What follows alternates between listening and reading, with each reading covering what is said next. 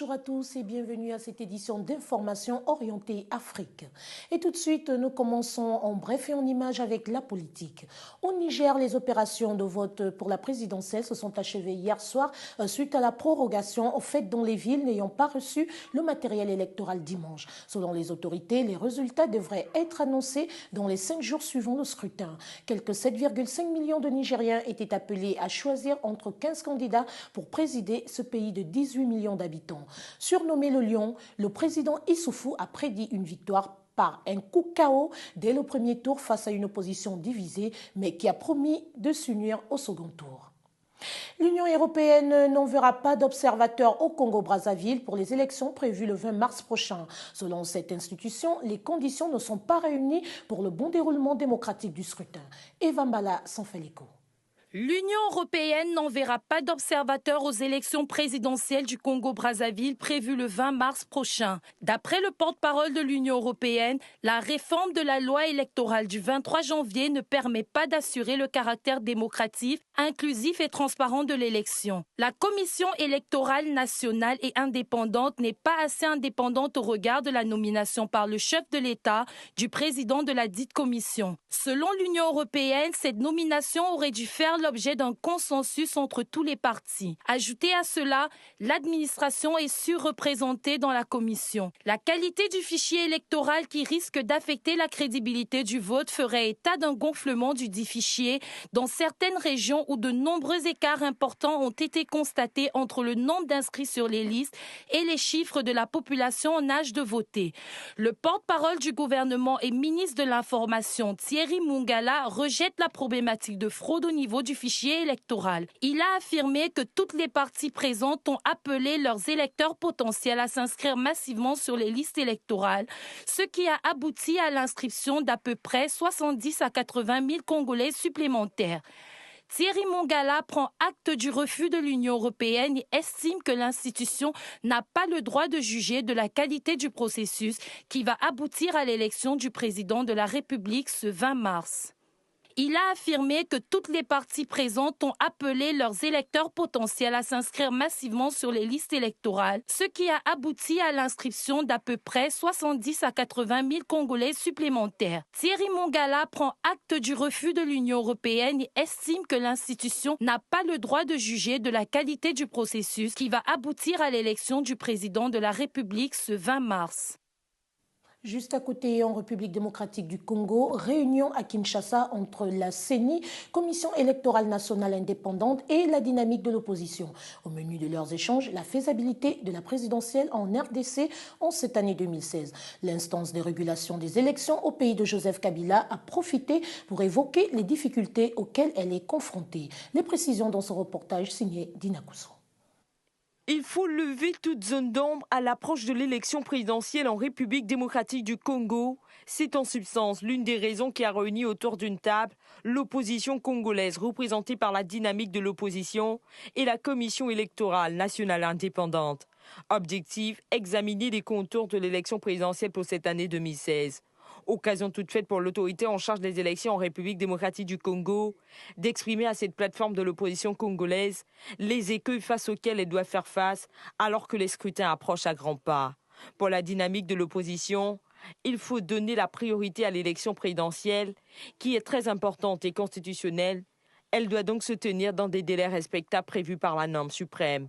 Même si le calendrier électoral n'est toujours pas connu par les différentes forces vives de la nation congolaise, il faut toutefois souligner que les opposants restent attachés à la date fixée par les textes en vigueur dans le pays, notamment le 27 novembre 2016. Ce face-à-face a donc été le lieu idéal pour rappeler aux uns et aux autres les devoirs qui sont les leurs. Durant cette rencontre, les poids lourds de la dynamique de l'opposition étaient tous présents, entre autres l'Union pour la nation congolaise, l'engagement pour la citoyenneté et le développement, les forces novatrices pour l'union et la solidarité. En face d'eux, les membres de la Commission électorale nationale indépendante, avec à leur tête l'actuel président de cette institution. Et sécurité à présent, en bref et en images, au Tchad, un lycéen a été tué par balle et 5 autres ont été blessés hier par des militaires tchadiens ayant dispersé une ville de l'extrême nord du pays. Une manifestation en réaction au viol d'une jeune fille au début du mois de février. Selon une source hospitalière sous couvert d'anonymat, les élèves ont commencé leur marche à partir du lycée et se sont dirigés vers le gouvernorat, le palais de justice et le marché avant d'être dispersés par les militaires. Les 5 violeurs présumés, dont 3 enfants de généraux qui avaient posté sur les réseaux sociaux des photos de la jeune fille nue et en larmes, ont été depuis arrêtés, mais la colère n'a pas quitté les jeunes Tchadiens. Et une note de sécurité pour finir. Au Burundi, on parle d'une nouvelle attaque meurtrière. Selon une annonce faite par le maire de Bujumbura, des criminels armés à moto ont lancé une grenade au marché Kwasioni, faisant un mort et 7 blessés. Léa Tsam pour les précisions. Un mort et 7 blessés, bilan de cette attaque au marché Kwasioni, dans la capitale burundaise. Les attaques à la grenade se multiplient à Bujumbura depuis ses débuts du mois de février. Dans la province de Mwaro, à quelques 75 km à l'est de Bujumbura, 2 personnes ont aussi été tuées et 2 autres blessées au cours d'une attaque attribuée à des criminels armés. L'annonce a été faite par le gouverneur de la province de Mwaro. Cependant, le secrétaire général de l'ONU, Ban Ki-moon, en visite au Burundi, devrait s'entretenir avec le président burundais Pierre Nkurunziza ce mardi pour tenter de débloquer la situation. Soulignant que ces attaques terroristes ne sont jamais revendiquées, le pouvoir et l'opposition se rejettent mutuellement la responsabilité. Selon l'ONU, ces attaques ont entraîné le décès de 400 personnes et le déplacement de 230 000 personnes, notamment des opposants, des militants associatifs et des journalistes. Rappelons que le Burundi est dans une profonde crise politique depuis la candidature du président Pierre Nkurunziza, réélu à un 3e mandat. Voilà, point final à cette édition d'information. Merci de nous avoir suivis et bonne journée à vous.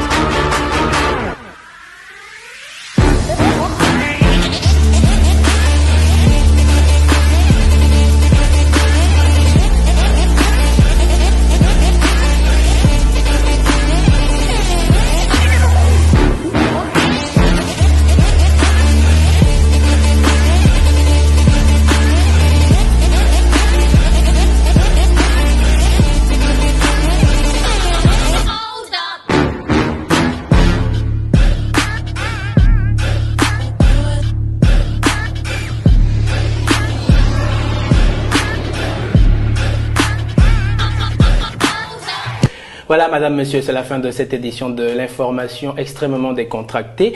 Vous l'avez remarqué, vous savez, c'est la fête sur Canal 7. Je n'étais pas seul sur ce plateau, j'étais avec Judith Koindo. Judith, merci. Arrivé. Merci. Car nos joyeux anniversaire.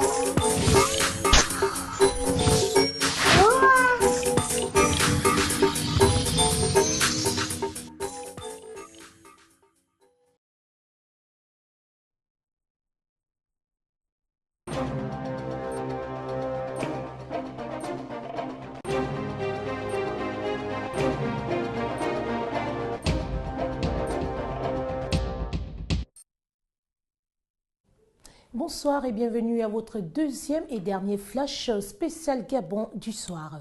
À Libreville, le ministre de l'Égalité des chances et des Gabonais de l'étranger, Patricia Taye, épouse Zodi, qui recevait les acteurs de la lutte contre le VIH-Sida ce matin, s'est exprimée à l'occasion de la journée Zéro Discrimination, célébrée tous les 1er mars de chaque année depuis 2011. Son message a été recueilli par Dina Koussou et Christian Moussouami.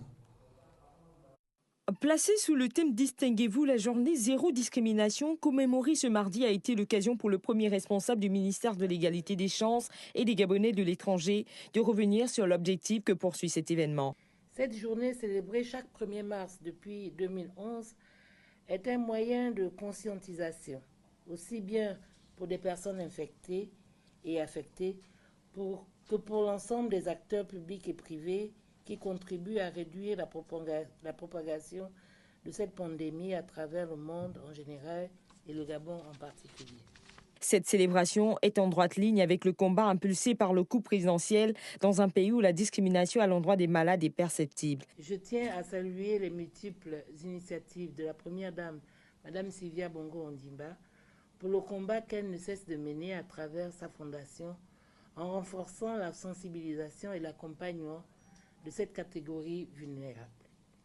Aussi, à travers le programme pour l'égalité des chances lancé le 23 février 2016 par son Excellence Monsieur le Président de la République, chef de l'État, il ne fait l'ombre d'aucun doute que le pilier 3, afférent à l'égalité d'accès aux soins de santé de qualité, répond aux préoccupations annoncées au cours des différentes interventions. Pour l'État gabonais, les questions de discrimination demeurent donc des urgences à régler. À Port-Gentil, le président Ali Bongo Ondimba avait été reçu par la foire de la ville. Là-bas, le chef de l'État gabonais avait remis des chèques d'un montant de 5 millions de francs CFA à chacun des groupes des femmes qui ont cru à son projet de permettre à la jeune féminine une autonomisation dont le concept des AGR, les activités génératrices de revenus. Armel Joé-Bogo était sur place avec Alexinia. À Port-Gentil, c'est avec une grande satisfaction et beaucoup d'émotion que le président Ali Bongo Ondimba est allé rencontrer des femmes actrices des activités génératrices de revenus, lesquelles ont réussi à développer de petits commerces de proximité conformément aux orientations données au ministère en charge de la solidarité sociale. Financé par la BGD, la Banque gabonaise de développement, et le FNAS, le Fonds national d'aide sociale, le projet de développement des petits commerces est une réalité manifeste. Nos membres sont les premières bénéficiaires des interventions du Fonds national d'aide sociale dans sa politique de financement des activités génératrices de revenus.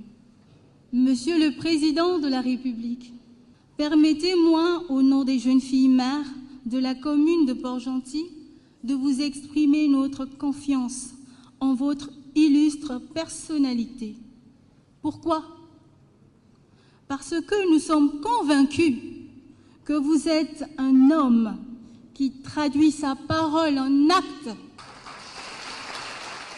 Soutenu par la première dame du pays, Sylvia Bongo Ondimba, ces actions du chef de l'État gabonais sont un espoir considérable pour les jeunes et moins jeunes qui vivent dans des conditions scolaires et sociales précaires. Prônant un Gabon juste et solidaire avec son programme d'égalité des chances, Ali Bongo Ondimba avait remis à 7 groupes d'associations de femmes des chèques d'un montant de 5 millions de francs CFA chacun afin de les encourager, elles qui ont cru qu'il n'y a point d'utopie dans les projets du président gabonais. Dans la ville pétrolifère du Gabon, Ali Bongo Ondimba n'a pas fait les choses à moitié. Lui qui, en 2009, lors de son accession à la magistrature suprême, avait intégré la jeunesse dans sa politique de l'émergence, est allé au chevet de cette dernière à la Maison de la Jeunesse et de la Culture afin d'échanger avec elle et comprendre ses attentes à l'aube d'une nouvelle ère. Retrouvons une fois de plus Armel Joé-Bogo sur les images d'Alexinia. À la Maison de la Jeunesse et de la Culture de l'Ogooué-Maritime, Ali Bongo Ondimba a pu constater que ses efforts à l'endroit de la jeunesse gabonaise en général et celle de la capitale de l'Ogooué-Maritime en particulier n'étaient pas vains. Toute chose qui a permis au numéro 1 gabonais de relever quelques doléances faites par les jeunes de Port-Gentil qui aspirent à un Gabon prospère où les compétences et la méritocratie seront désormais les armes qui valoriseront le Gabon. Ici à la Maison de la Jeunesse, quel beau projet, très important et très intéressant pour la jeunesse. Souvent, la jeunesse réclame avoir un lieu où elle puisse se réunir, avoir un certain nombre d'activités. Alors, tout en visitant le bâtiment, j'ai vu qu'il manquait l'équipement. Alors bon, j'ai décidé d'offrir cet équipement à la jeunesse de Port-Gentil. au regard de la satisfaction qu'il avait à dévoiler la plaque de la Maison de la Jeunesse et de la Culture aux côtés de son épouse, le président Ali Bongo Ondimba n'a pas manqué de rappeler qu'un projet d'une case d'écoute des jeunes avait été abandonné et que sa réalisation aujourd'hui devrait être un exemple. Je sais bien que c'est un projet que nous avons repris et qui les travaux ont été bien réalisés et je crois que ça va être un exemple. Voilà pourquoi je tiens à ce qu'il soit opérationnel le plus rapidement possible. La jeunesse est sacrée, dixit Feu Omar Bongo Ondimba. La jeunesse, c'est le Gabon de demain, compléta Ali Bongo Ondimba. Pour le président de la République gabonaise, ces deux courants de pensée ne se résument qu'à une vision, donner une éducation de qualité à la jeunesse gabonaise. Voilà, c'est ainsi que s'achève ce dernier flash d'information spécial Gabon de la soirée. Merci de nous avoir suivis et bonne suite de programme sur Canal 7, votre chaîne panafricaine.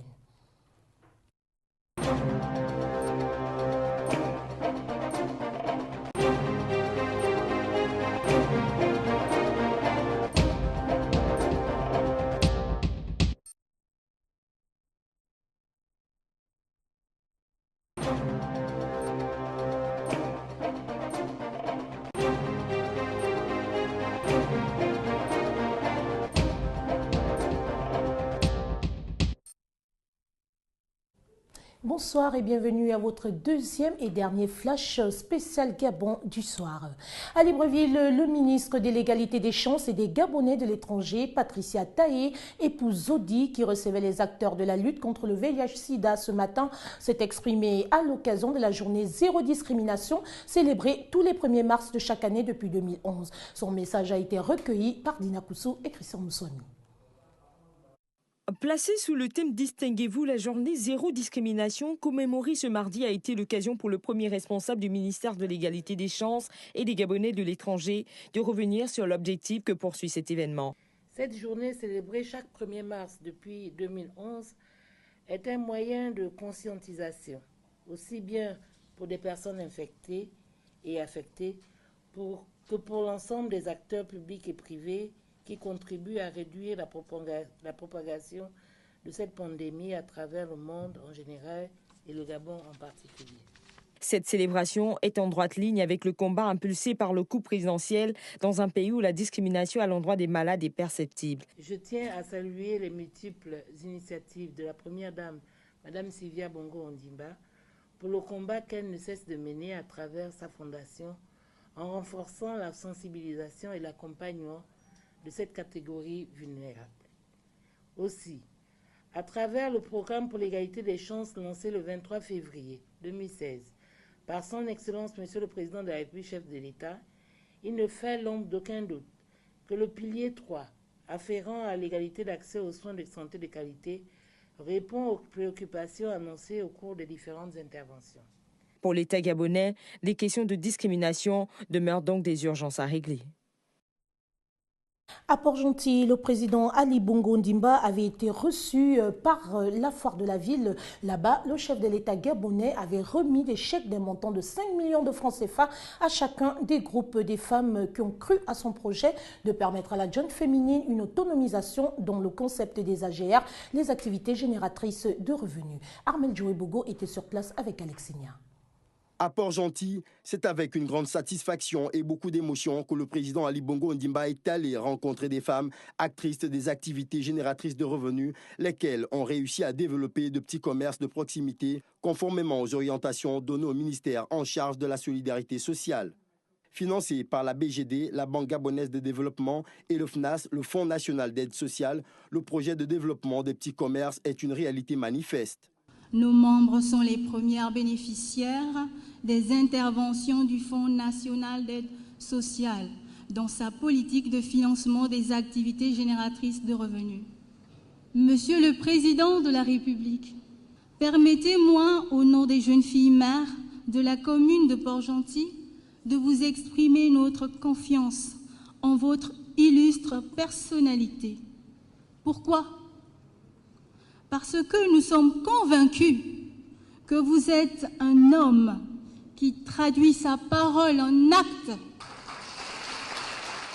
Soutenue par la première dame du pays, Sylvia Bongo Ondimba, ces actions du chef de l'État gabonais sont un espoir considérable pour les jeunes et moins jeunes qui vivent dans des conditions scolaires et sociales précaires.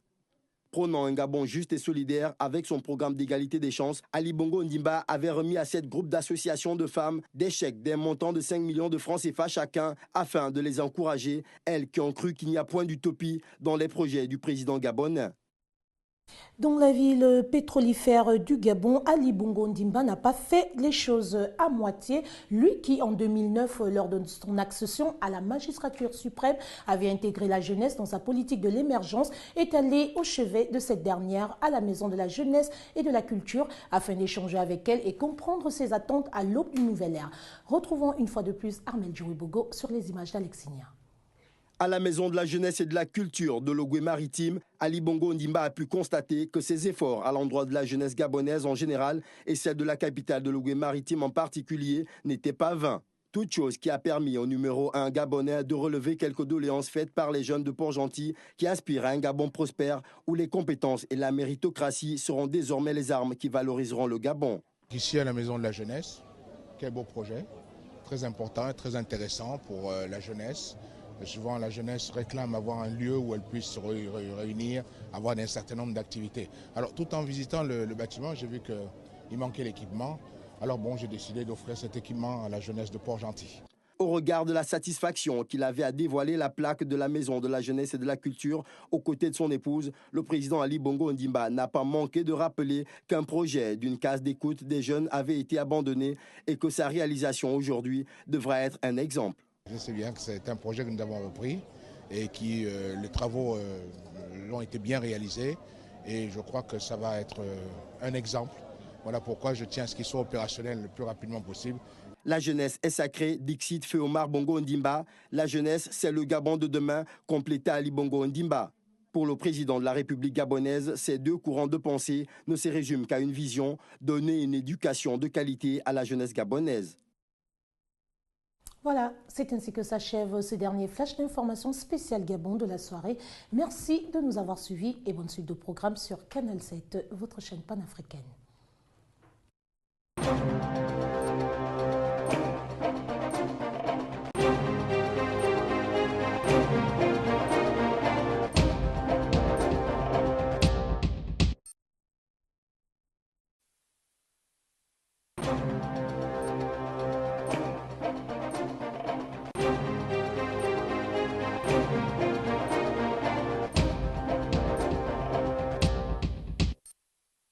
Bonsoir à tous et bienvenue. On ouvre ce flash d'information avec la politique en parlant de la session des travaux du Conseil national de la démocratie qui a eu lieu ce matin à Libreville. L'assemblée plénière extraordinaire de la dite institution s'est achevée avec des perspectives d'avenir positives. Débutée le 18 février dernier à la demande du chef de l'État gabonais, Ali Bongo Ondimba, cette session a retenu plusieurs points importants dont l'intérêt avait été manifesté par la majorité des membres du CND et approuvé par les plus hautes autorités de l'État. Armel Djouibogo. La clôture de cette session plénière extraordinaire a été émaillée par le bilan des travaux qui s'y sont déroulés en enrichissant le patrimoine décisionnel des conseillers membres du CND. Au nombre des points marquants, il a été retenu entre autres la communication du président de la République dont la lecture avait été faite à l'ouverture par le ministre Léon Zouba, l'examen de la modification du règlement intérieur du CND, l'implication du CND à toutes les élections politiques, la mise en place d'une commission d'éthique permanente chargée de l'application du code de bonne conduite et l'examen du projet de texte portant sur la procédure de saisine du CND, pour ne citer que ces quelques orientations.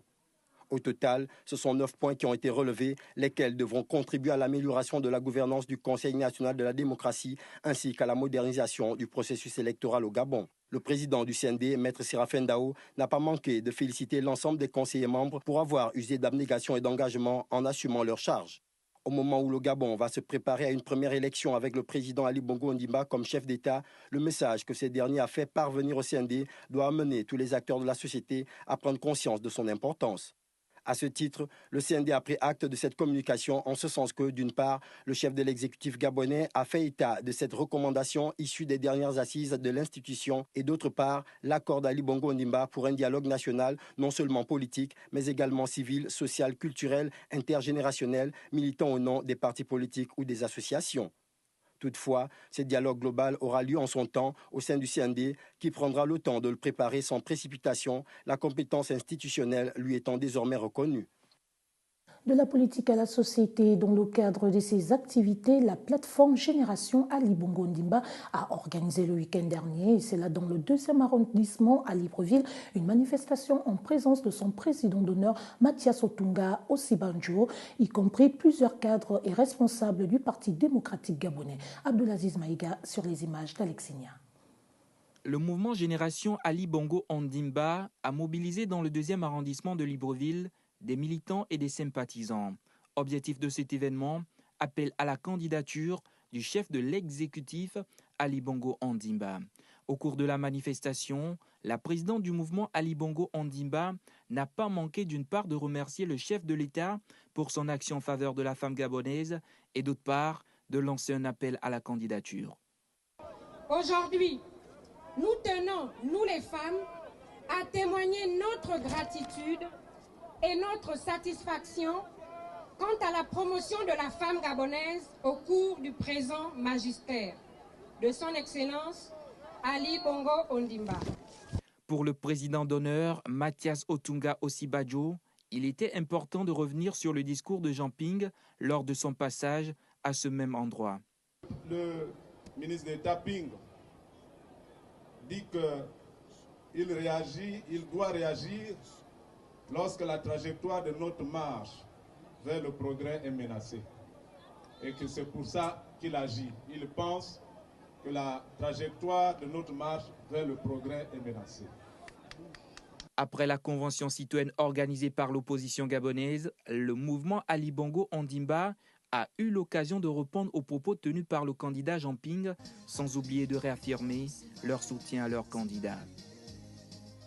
Sport à présent, l'on retiendra d'ores et déjà, et cela en bref et en images concernant la discipline qu'est le taekwondo, que la famille des pratiquants tiendra une assemblée générale extraordinaire dans peu de temps. Une réunion qui sera présidée par le président fédéral Augustin Mouinga Ondeme à la demande du ministère des Sports. Objectif, laver le linge sale en interne. Autre discipline, le football, et encore en bref et en images, on parle cette fois de l'équipe nationale des Panthères du Gabon, version U20, sous la direction de leurs deux nouveaux coachs Thierry Mouyouma et Cédric Moumbamba. Les U20 ont quitté Libreville aujourd'hui pour rallier le Burkina Faso afin de disputer 2 matchs amicaux contre leurs homologues, les Burkinabés, les 24 et 27 février 2016 prochains. Une invitation de ce pays qui se situe dans la droite ligne du partenariat qui lie nos deux fédérations et qui permettra déjà aux Gabonais de commencer à affûter leurs armes pour mieux aborder les éliminatoires de la Coupe d'Afrique des Nations des moins de 20 ans, qu'accueillera effectivement la Zambie en 2017. Et enfin, une note de culture avant la fin de ce flash ouvert le 13 février dernier avec pour objectif de valoriser, soutenir et encourager le cinéma gabonais. La première édition de la quinzaine du film amateur en abrégé qui filma s'est achevée samedi à Libreville. Le film Air de stationnement a remporté l'Iboga d'or, le plus prestigieux prix de cet événement. Roland Jaco. Le rideau est tombé ce 20 février sur la première édition du Kifilma, la quinzaine du film amateur qui a vu la participation de plusieurs acteurs, réalisateurs et amateurs du 7e art gabonais. Une plateforme d'expression offerte aux hommes du cinéma local selon le coordinateur général de ce festival. Le Kifilma 2016 est un merveilleux chapitre que nous venons d'écrire dans le grand livre du cinéma gabonais. Lancé le 8 février dernier, cette première édition est arrivée à son terme et nous nous retrouvons ce soir pour clôturer cet événement avec la satisfaction du devoir accompli. Plusieurs récompenses ont été remises. L'Iboga d'or, le prix le plus prestigieux de la compétition, a été remporté par le film Air de stationnement du jeune réalisateur Sosten. Alors, avec ce prix, je vous assure que nous allons faire des œuvres meilleures. Accompagné de plusieurs autres membres du gouvernement, le ministre de la Communication, porte-parole du gouvernement, a fermement invité la première chaîne de télévision gabonaise à commencer la diffusion des productions gabonaises. Que Gabon Télévision soit le premier diffuseur du cinéma gabonais. Et que Gabon Télévision et les GIS travaillent à faire en sorte que le cinéma gabonais trouve un espace réel de visibilité. Ceci n'est pas un effet de discours, c'est une instruction. Initié par le ministère de la Communication et géré par l'Institut gabonais de l'image et du son, le Kifilma 2016, c'était plus de 60 films en projection, dont 8 en compétition dans la catégorie long métrage. Voilà, nous sommes arrivés au terme de ce flash d'information spécial Gabon. Merci de votre fidélité et bonne suite de programme sur Canal 7, votre chaîne panafricaine.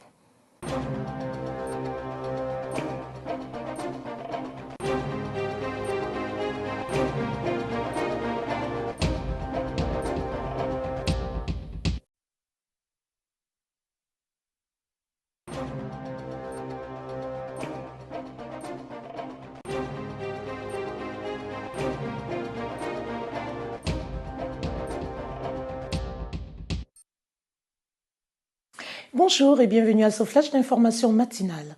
Nous commençons ce journal avec la diplomatie au Burundi. L'Union africaine renonce à son projet de déploiement de soldats de maintien de la paix au Burundi, alors que Bujumbura maintient son opposition à cette initiative. Les troupes de l'Union africaine étaient censées assurer la protection des civils, selon l'organisation panafricaine. Judith Koindo.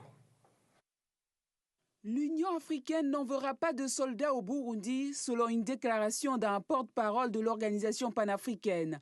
Les chefs d'État des pays membres de l'organisation panafricaine ont examiné un projet d'envoi de 5000 soldats au Burundi lors du 26e sommet de l'institution qui s'est tenu ce week-end à Addis Abeba, la capitale éthiopienne.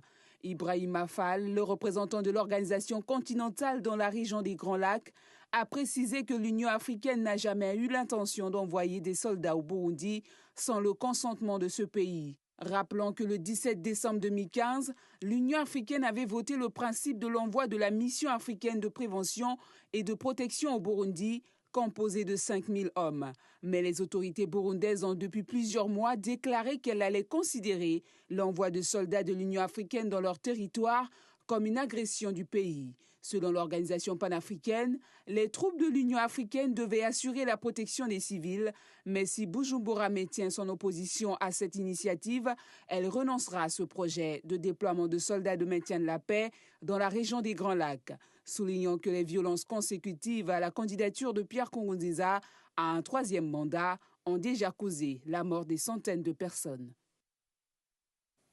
À la suite de cette décision, le ministre burundais des Affaires étrangères, Alain Aimé Nyamitwe, a exprimé sa satisfaction. Présent au 26e sommet de l'Union africaine, où il représentait le chef de l'État burundais, Pierre Nkurunziza. Les précisions de Dina Kousso. On ressent un brin de satisfaction. Les chefs d'État ont compris que là, il y avait eu un manquement dans la décision. On ne sait même pas pourquoi ils s'étaient empressés de prendre cette décision. C'est une partie de la déclaration du chef de la diplomatie burundaise, Alain Aimé Nyamitwe, après l'absence d'accord trouvé sur l'envoi d'une force africaine lors du 26e sommet de l'Union africaine qui s'est tenu ce dimanche à Addis Abeba. Pour Bujumbura, c'est le dialogue qui a été préféré à l'option de la force. Les chefs d'État africains vont donc prolonger les discussions avec les autorités burundaises pour qu'elles acceptent un éventuel déploiement d'une mission de stabilisation composée de 5000 hommes. En attendant, une délégation de l'Union africaine se rendra au Burundi en vue d'échanger avec le gouvernement de ce pays. Même si la position de Bujumbura ne laisse pas transparaître une possibilité d'accueillir les soldats de l'UA, l'instance panafricaine espère convaincre le camp Nkurunziza lors de son séjour dans ce pays de la zone des Grands Lacs. Depuis plus de 8 mois, le Burundi est plongé dans une grave crise politique qui a entraîné la mort de plus de 400 personnes en poussant 230 000 personnes à l'exil. La capitale Bujumbura est désormais le théâtre de nombreuses heurts et d'affrontements meurtriers.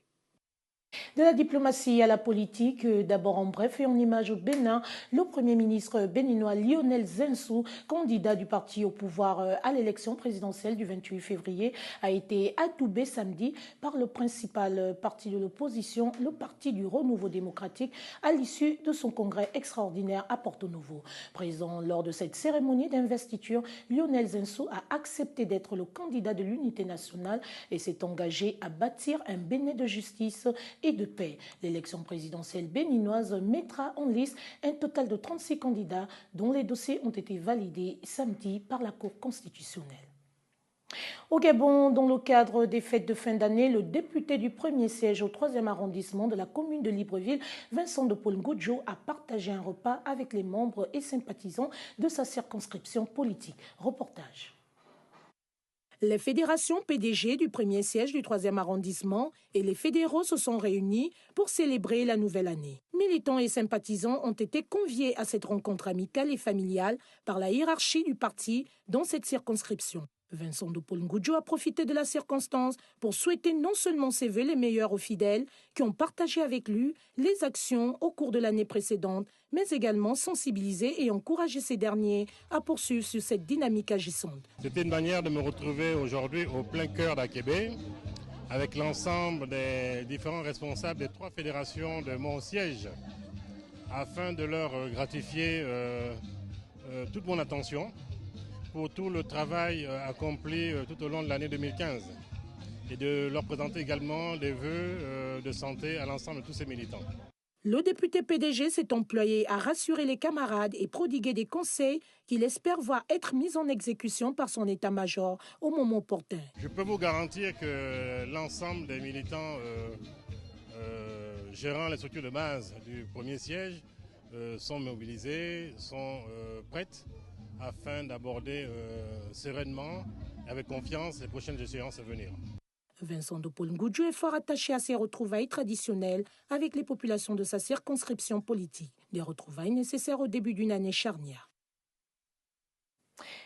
Des nouvelles attaques attribuées à la secte islamiste Boko Haram au Tchad. 2 attentats suicides ont fait ce dimanche, au moins 3 morts et 56 blessés dans 2 localités proches du lac Tchad. La première attaque a eu lieu dans la localité de Kié et la seconde est survenue au village de Miterine. Le compte rendu de Dina Kousso. Alors que la région du lac Tchad est placée sous le régime de l'état d'urgence pour tenter de contrer les attaques de Boko Haram qui a rallié l'organisation de l'État islamique, ce dimanche, 2 localités proches de cette région ont été les cibles d'attentats suicides. Au final, 3 morts et 56 blessés, c'est le bilan annoncé par les autorités tchadiennes. Le premier attentat a frappé la localité de Guié. C'est un kamikaze circulant à moto qui s'est fait exploser, tuant une personne et en blessant 32.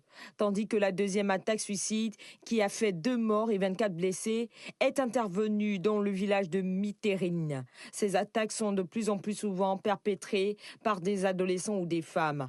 Les marchés, lieux de vie par excellence sur le continent africain, sont régulièrement pris pour cible. Pour contrer les kamikazes, la République du Tchad a interdit le port du voile intégral sur l'ensemble de son territoire, ce vêtement servant régulièrement à dissimuler des ceintures d'explosifs. Malgré les quelques réussites de l'armée tchadienne face aux islamistes de la secte Boko Haram, les fous d'Allah continuent de décimer des régions et d'endeuiller des familles dans la sous-région. En attendant l'effectivité de la force d'intervention conjointe multinationale, Boko Haram prend véritablement de l'ampleur dans ces régions.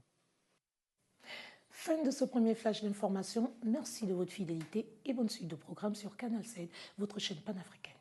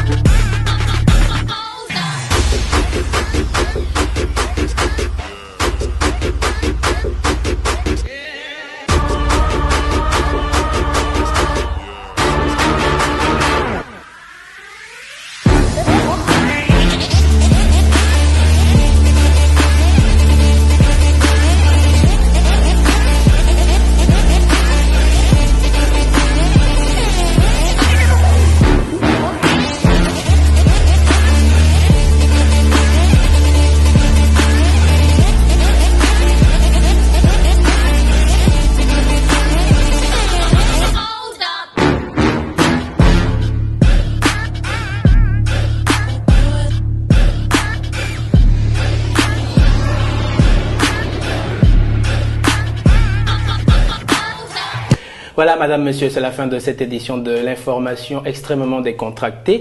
Vous l'avez remarqué, vous savez, c'est la fête sur Canal 7. Je n'étais pas seul sur ce plateau, j'étais avec Judith Koindo. Judith, merci. Merci. Joyeux anniversaire.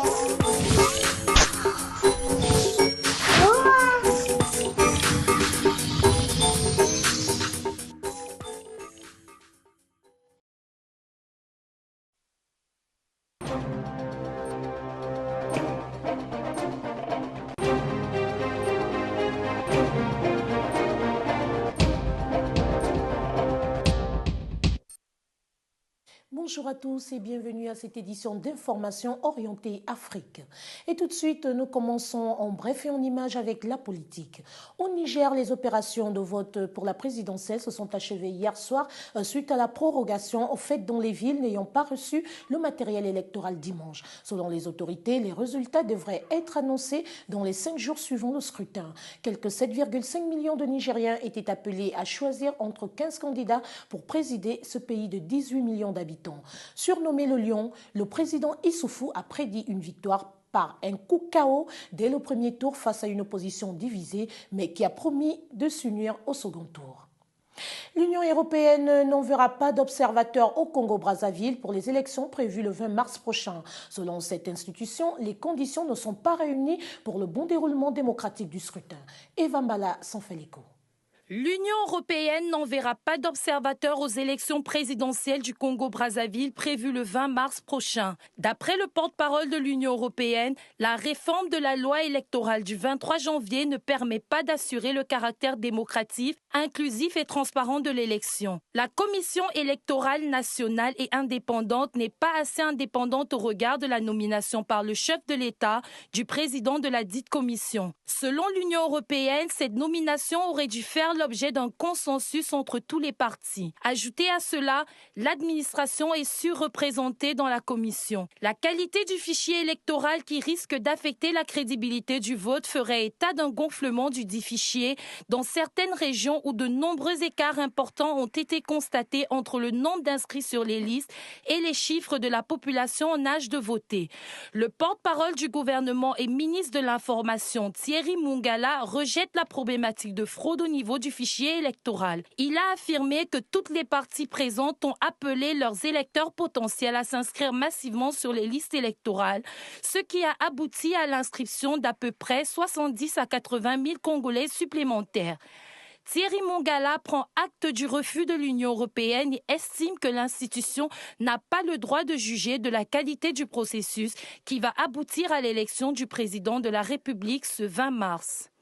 Il a affirmé que toutes les parties présentes ont appelé leurs électeurs potentiels à s'inscrire massivement sur les listes électorales, ce qui a abouti à l'inscription d'à peu près 70 à 80 000 Congolais supplémentaires. Thierry Mungala prend acte du refus de l'Union européenne et estime que l'institution n'a pas le droit de juger de la qualité du processus qui va aboutir à l'élection du président de la République ce 20 mars. Juste à côté, en République démocratique du Congo, réunion à Kinshasa entre la CENI, Commission électorale nationale indépendante, et la dynamique de l'opposition. Au menu de leurs échanges, la faisabilité de la présidentielle en RDC en cette année 2016. L'instance de régulation des élections au pays de Joseph Kabila a profité pour évoquer les difficultés auxquelles elle est confrontée. Les précisions dans ce reportage signé Dina Kousso.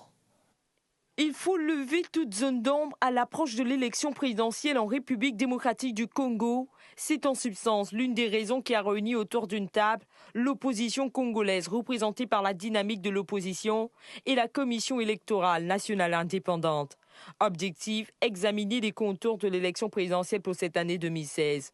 Occasion toute faite pour l'autorité en charge des élections en République démocratique du Congo d'exprimer à cette plateforme de l'opposition congolaise les écueils face auxquels elle doit faire face alors que les scrutins approchent à grands pas. Pour la dynamique de l'opposition, il faut donner la priorité à l'élection présidentielle qui est très importante et constitutionnelle. Elle doit donc se tenir dans des délais respectables prévus par la norme suprême. Même si le calendrier électoral n'est toujours pas connu par les différentes forces vives de la nation congolaise, il faut toutefois souligner que les opposants restent attachés à la date fixée par les textes en vigueur dans le pays, notamment le 27 novembre 2016. Ce face-à-face a donc été le lieu idéal pour rappeler aux uns et aux autres les devoirs qui sont les leurs. Durant cette rencontre, les poids lourds de la dynamique de l'opposition étaient tous présents, entre autres l'Union pour la nation congolaise, l'engagement pour la citoyenneté et le développement, les forces novatrices pour l'union et la solidarité. En face d'eux, les membres de la commission électorale nationale indépendante, avec à leur tête l'actuel président de cette institution.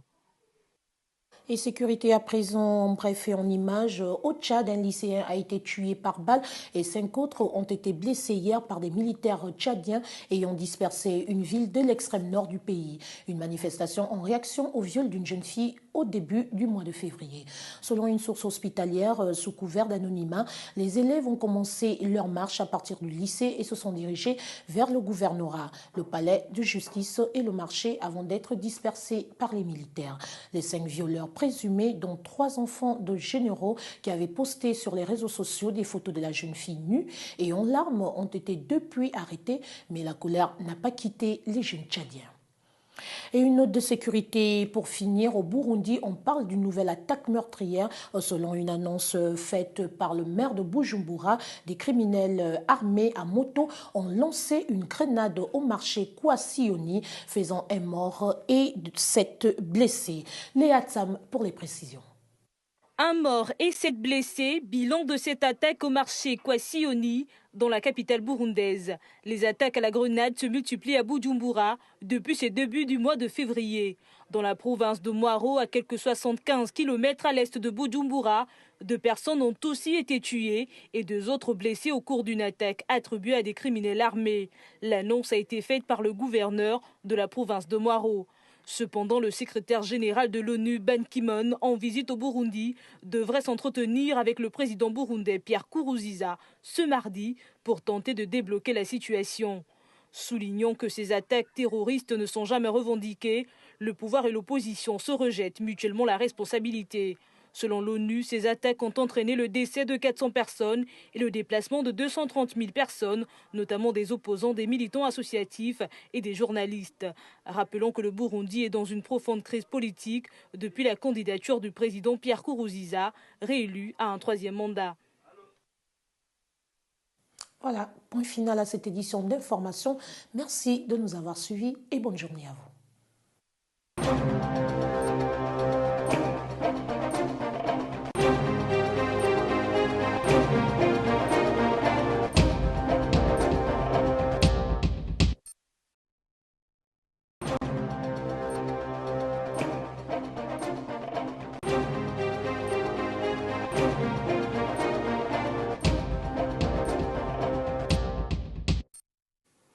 Bonjour à tous et bienvenue à ce rendez-vous d'information du continent africain.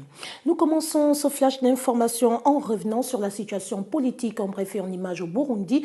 Après 2 jours d'échange avec le chef de l'exécutif burundais, Pierre Nkurunziza, à Bujumbura, la délégation de haut niveau de l'Union africaine, conduite par le président sud-africain Jacob Zuma, a dévoilé des solutions qui semblent avoir fait le bonheur du camp Nkurunziza, mais une grande déception pour une frange importante de l'opposition burundaise.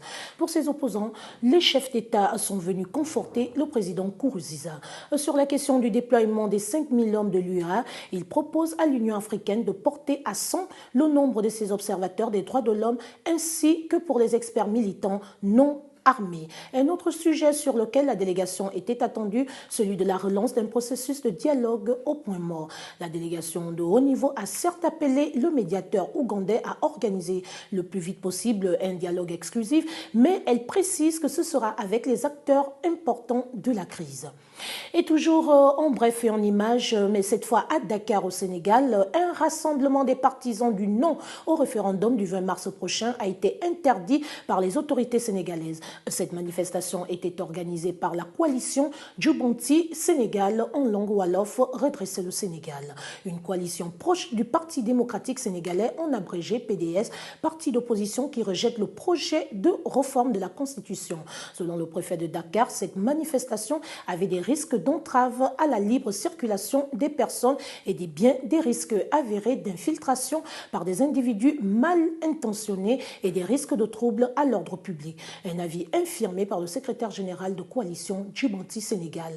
Il précise que la manifestation visait à appeler à voter contre précisément ce projet de réforme de la Constitution lors du référendum. De la politique à la justice, le djihadiste malien Ahmad Al-Faqi comparaîtra devant la CPI mardi et mercredi. Ce dernier est accusé par la Cour pénale internationale de la Haye d'avoir dirigé la destruction des 10 édifices religieux dans la vieille ville de Tombouctou, inscrite au patrimoine mondial de l'humanité avec son groupe proche d'AQMI. Judith Koindo. Originaire de la tribu Touareg Al-Ansar et âgé d'environ 40 ans, Ahmad Al-Faqi Al-Mahdi, qui était jusqu'ici détenu au Niger, a été transféré en fin de semaine dernière vers les Pays-Bas, où il a comparu pour cette première audience, dite initiale, qui n'aura duré qu'une trentaine de minutes. Ce chef Touareg devient ainsi le premier djihadiste à être traduit devant la CPI pour destruction d'édifices religieux et de monuments historiques. Selon l'accusation, l'homme serait un des chefs d'Ansardine, un groupe islamiste radical associé à Al-Qaïda au Maghreb islamique, et aurait dirigé la destruction de 10 édifices religieux dans la vieille ville de Tombouctou, inscrite au patrimoine mondial de l'humanité. L'audience de confirmation des charges contre ce chef Touareg est prévue pour mardi et mercredi. Lors de cette audience, le procureur de la Cour pénale internationale tentera de justifier la tenue d'un procès contre Ahmad Al-Faqi Al-Mahdi. Rappelons que la ville malienne de Tombouctou a été fondée entre le XIe et le XIIe siècle par des tribus Touareg. Elle est inscrite au patrimoine mondial de l'humanité. Et la destruction en 2012 de 14 mausolées de saints musulmans par le groupe djihadiste malien Ansardine dans cette ville avait provoqué l'indignation dans le monde. Toutefois, l'UNESCO a lancé en 2014 un vaste programme de reconstruction de Tombouctou et notamment de ses mausolées. Et une note d'économie à présent, réunie samedi à Shanghai, les grands argentiers du G9 ont apporté un soutien unanime au gouvernement britannique, déplorant le choc que constituerait un Brexit pour l'économie mondiale. Parmi les risques pesant sur la reprise économique mondiale, on note le choc d'une éventuelle sortie du Royaume-Uni de l'Union européenne. Le compte rendu de Judith Koindo.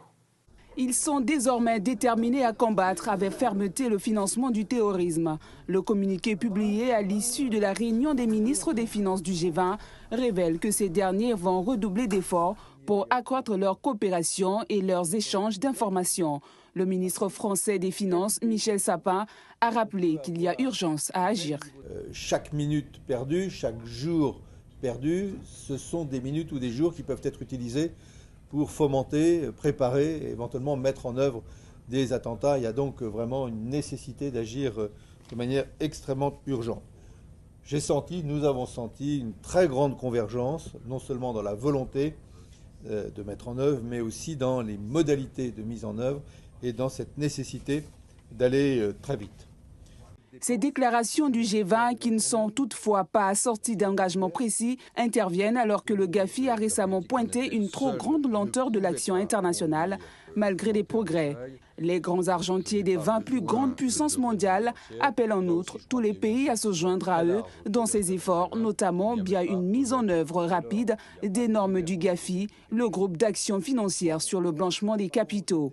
Il demande également à cette organisation internationale, basée à Paris, de renforcer leur travail pour identifier et s'attaquer aux failles et lacunes qui demeurent dans le système financier. Voilà, c'est ainsi que s'achève ce flash d'information focalisé sur le continent. Merci de nous avoir suivis et bon début de semaine.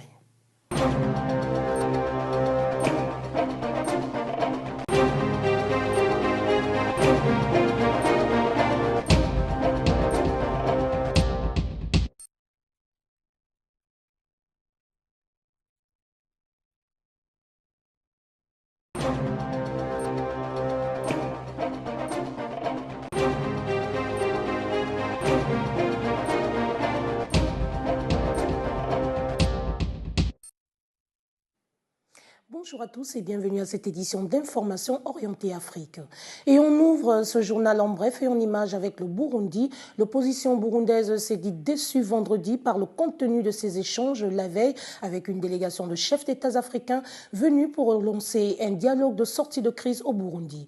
Le président Zuma a invoqué le respect des décisions du Conseil institutionnel dans un état de droit qui avait entériné le troisième mandat, puis il a également évoqué la nécessité d'un dialogue exclusif actifs à l'extérieur du pays, sans toutefois envisager de pression sur ce pouvoir, a rapporté Nditiri. Il faut toutefois préciser que le président sud-africain est à la tête de cette délégation composée également des présidents mauritaniens, sénégalais, gabonais et du premier ministre éthiopien. On rappelle, le Burundi est plongé depuis 10 mois dans une crise politique profonde née de la volonté du président Pierre Nkurunziza de se maintenir au pouvoir pour un troisième mandat qu'il a obtenu en juillet.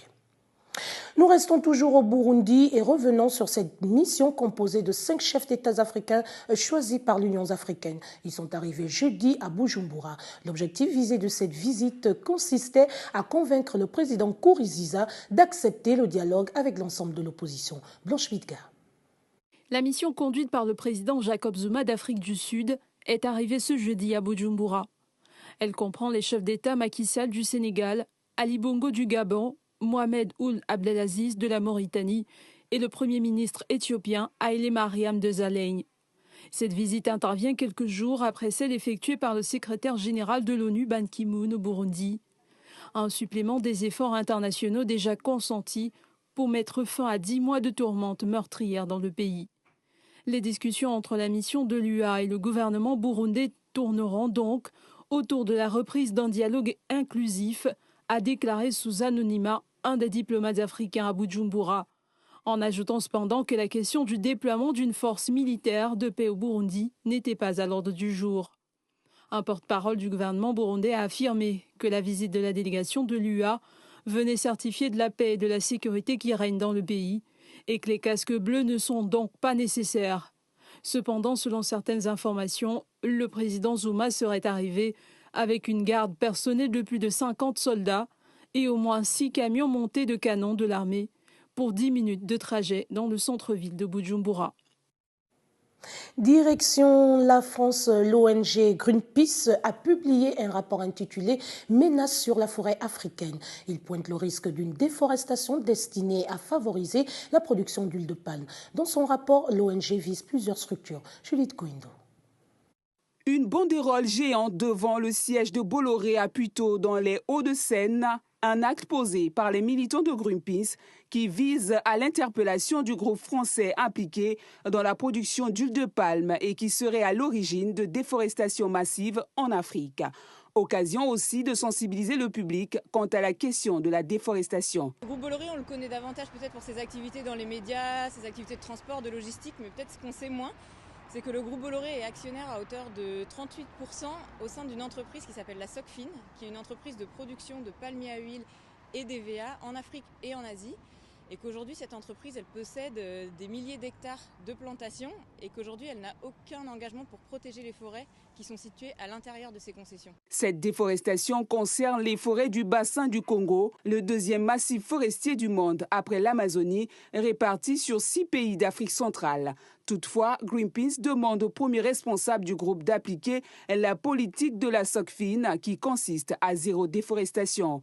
Dans le rapport de Greenpeace, l'ONG affirme qu'après l'Asie du Sud-Est, l'Afrique est devenue le nouveau terrain de jeu des industriels du palmier à huile et de l'EVA qui y convertissent des dizaines de milliers d'hectares de forêts en plantation.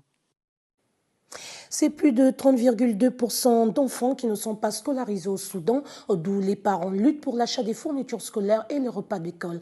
D'ailleurs, certains enfants sont obligés de travailler pour aider leur famille et s'efforcent pour accéder à l'éducation. Retrouvons une fois de plus Judith Koindo.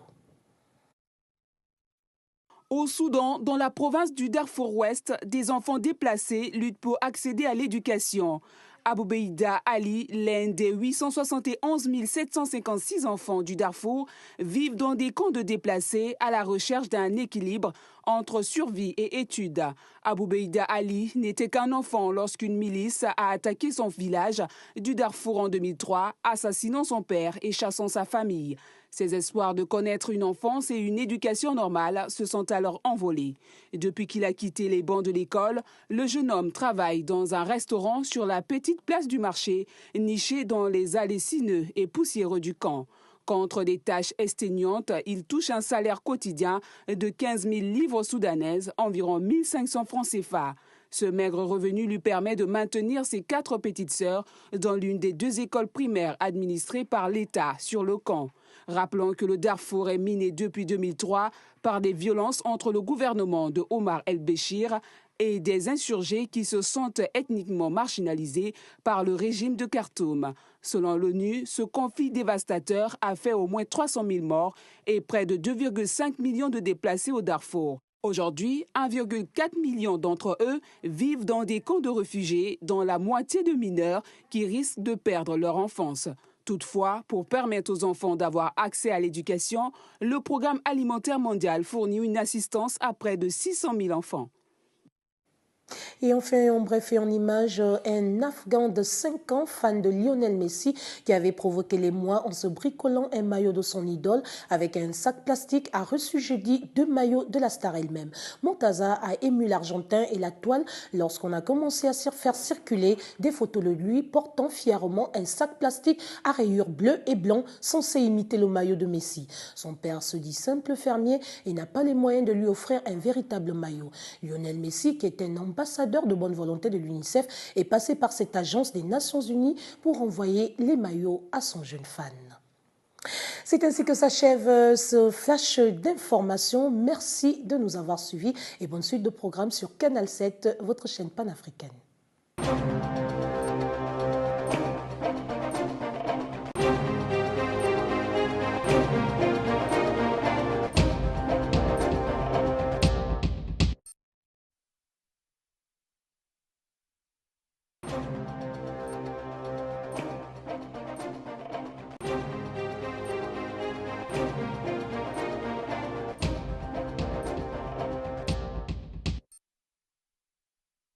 Bonjour et bienvenue à ce flash d'information matinale.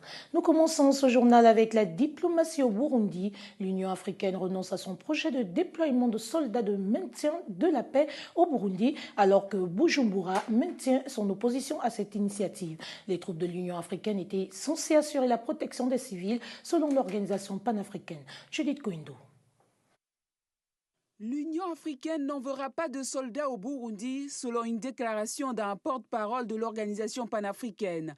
Les chefs d'État des pays membres de l'organisation panafricaine ont examiné un projet d'envoi de 5 000 soldats au Burundi lors du 26e sommet de l'institution qui s'est tenu ce week-end à Addis Abeba, la capitale éthiopienne.